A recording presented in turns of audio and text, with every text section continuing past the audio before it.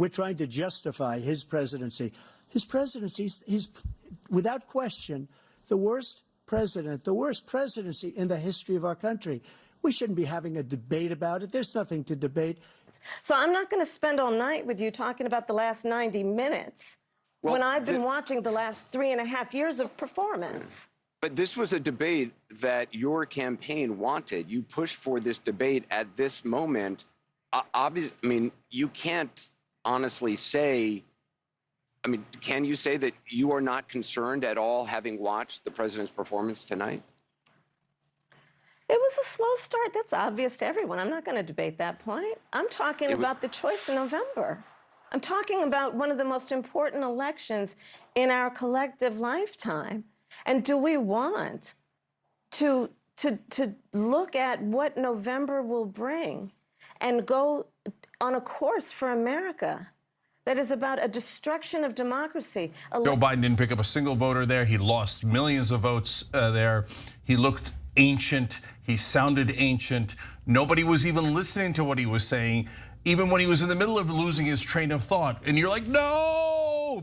But even then, don't worry about it, because nobody heard him. He spoke at a whisper. He mumbled so much. He looked incredibly weak. Now, is he actually weak? No, he's old. There's nothing he can do about it. He's 81, and he looks honestly 101. That was painful. I love Joe Biden. I work for Joe Biden. He didn't do well at all. He did not do well at all, and he looked. You know, I'll give you the analysis. You know, kind of have the old man versus the con man.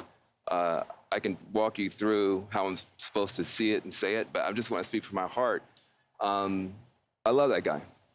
That's a good man. He loves his country. He's doing the best that he can. But he had a test to meet tonight to restore confidence of the country and of the base, and he failed to do that. President Biden, a record number of migrants have illegally crossed the southern border on your watch. Overwhelming border states and overburdening cities such as New York and Chicago, and in some cases causing real safety and security concerns. Given that, why should voters trust you to solve this crisis? Because we worked very hard to get a bipartisan agreement that not only changed all of that, it made sure that we are in a situation where you had no circumstance where they could come across the border with the number of border police there are now. We significantly increased the number of asylum officers. Significantly, by the way, the Border Patrol endorsed my position. And he's the one that killed people with the bad water, including hundreds of thousands of people dying and also killing our citizens when they come in. We are living right now in a rat's nest. They're killing our people in New York, in California, in every state in the union, because we don't have borders anymore. Every state is now a border. And because of his ridiculous, insane, and very stupid policies, people are coming in and they're killing our citizens at a level that we've never seen. We call it migrant crime. I call it Biden migrant crime. They're killing our citizens at a level that we've never seen before. And you're reading it like these three incredible young girls over the last few days. One of them, I just spoke to the mother, and they just had the funeral for this girl, 12 years old. This is horrible what's taken place. What's taken place in our country, we're literally an uncivilized country now. He doesn't want it to be. He just doesn't know. He opened the borders. Nobody's ever seen anything like. And we have to get a lot of these people out, and we have to get them out fast. It's ridiculous. We have a debate. We're trying to justify his presidency. His presidency, he's without question the worst president, the worst presidency in the history of our country. We shouldn't be having a debate about it. There's nothing to debate.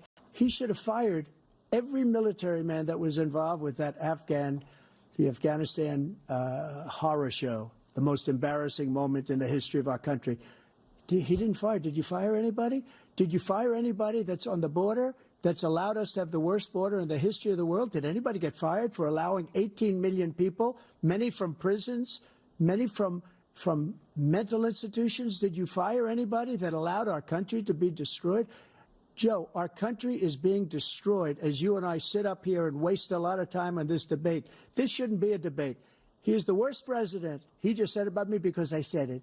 But look, he's the worst president in the history of our country. He's destroyed our country. Now all of a sudden he's trying to get a little tough on the border. He came out with a nothing or nothing deal, and it reduced it a little bit, like this much. It's insignificant.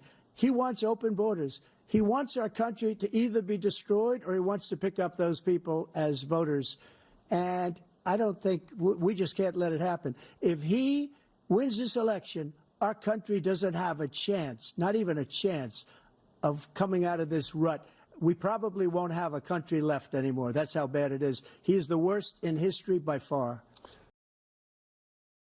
And you just have to wonder what was going through the minds of these two men, and how would you ever think that something like that is something you could get away with? We're now learning more details in the murder of 12-year-old Jocelyn Nungaray, whose body was found in a Texas bayou just hours after she snuck out of her home. Investigators now say the suspects, undocumented migrants who allegedly sexually assaulted and strangled the preteen, were working to flee the country in the days following her murder. I pledge allegiance to the flag of the United States of America and to the republic for which it stands, one nation, under God, indivisible, with liberty and justice for all. To all of you true Americans, to all of you who wish to be true Americans, to all of you who wish to stand with America instead of against her, long live the Republic! Long live the Republic! Long live the Republic!